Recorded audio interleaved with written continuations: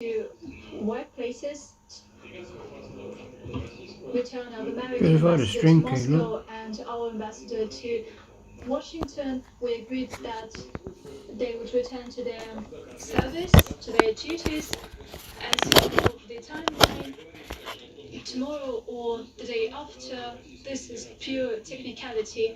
We agreed that Russian MFA and State Department will start consultations on the whole range of issues of diplomatic cooperation. There's a lot to talk about.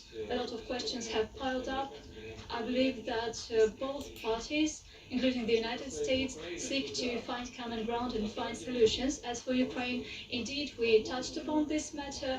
I wouldn't say that we had lengthy conversation on that, but as far as I understood President Biden, he said that the basis for the Ukrainian settlement should be the Minsk package of measures. As for possible Ukraine accession to NATO, well, we just touched upon this broadly, and there's nothing to discuss here. Itartas News Agency, please give the floor to Itartas. Mr. President, you said that one of the topics was strategic stability. Could you please elaborate on the decisions on this matter? And will Russia and the United States resume or launch negotiations on strategic stability and disarmament, and namely on the New START treaty? Do you plan to start negotiations on their further extension, review of modalities, or maybe the signing of a new treaty in this area? Thank you. The US and Russia hold a special responsibility for strategic stability in the world, judging by the fact that we are the largest nuclear powers in terms of the number of warheads, re-entry vehicles, and delivery means, as well as the quality and the scale of modernity of these weapons.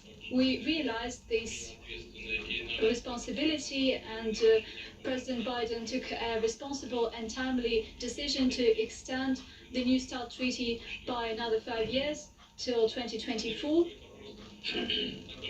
Indeed, a question arises, what's next? We agreed that we will launch consultations at the interagency level under the auspices of the US State Department and the Russian Foreign Ministry.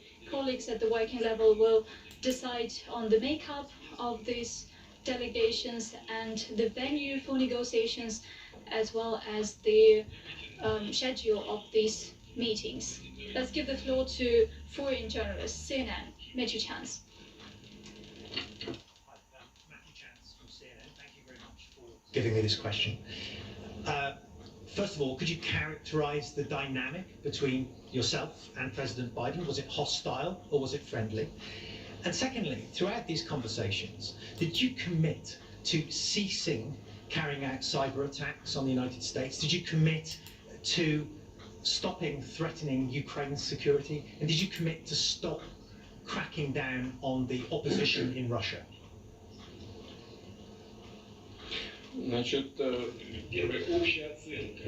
As for the overall assessment, I believe there's been no hostility. On the contrary, our meeting took place in a constructive spirit. Indeed, we have varied assessments on a number of issues, but both sides expressed their intention to understand each other and to seek common ground.